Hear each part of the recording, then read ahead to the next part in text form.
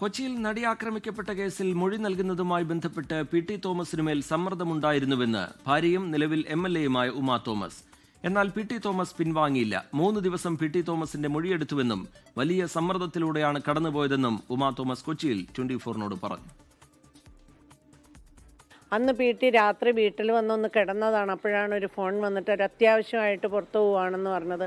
സാധാരണ എവിടെയാണെന്ന് പറയാറുണ്ടെങ്കിലും അന്ന് എവിടെയാണെന്ന് പറയാതെ ഉടനെ വരാം, ഞാനൊന്ന് പോയിട്ട് വരട്ടെ എന്ന് പറഞ്ഞിട്ടാണ് പോയത്. പോയിട്ട് വന്ന ശേഷം പി.ടി. സ്വന്തം മകൾക്ക് ഒരു അപകടം സംഭവിച്ചതുപോലെയാണ്. വളരെയധികം വിഷമത്തോടു കൂടി അദ്ദേഹം അന്ന് രാത്രി ഉറങ്ങിയിട്ടേ ഇല്ല എന്നുള്ളത് ഞാൻ പ്രത്യേകം ഓർക്കുന്നു.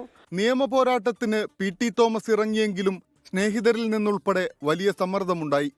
എന്നാൽ പിന്മാറാൻ പി.ടി. തോമസ് തയ്യാറായില്ല. 3 ദിവസം മൊഴിയെടുത്തപ്പോഴും ഒക്കെ അദ്ദേഹത്തിന് വലിയ സമ്മർദ്ദങ്ങൾ ഉണ്ടായിരുന്നു.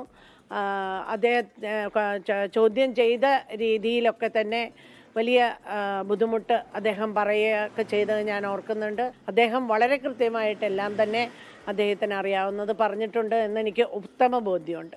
നിയമ പോരാട്ടങ്ങൾ വിജയിക്കുമെന്നാണ് താൻ കരുതുന്നതെന്നും ഉമാ തോമസ് പറഞ്ഞു. 7 വർഷത്തിലേറെ നീണ്ട വിചാരണയ്ക്കൊടുവിൽ ഡിസംബർ 8-നാണ് കേസിൽ വിധി പറയുക. 24 കൊച്ചി. ലോകത്തെവിടെയായാലും ഏത് സമയത്തും 24 വാർത്തകളും ഓഗ്മെന്റഡ് റിയാലിറ്റി പാക്കേജുകളും എക്സ്പ്ലെയിനറുകളും വിശദമായി കാണാൻ ഞങ്ങളുടെ യൂട്യൂബ് ചാനൽ നിങ്ങൾക്ക് സബ്സ്ക്രൈബ് ചെയ്യാം.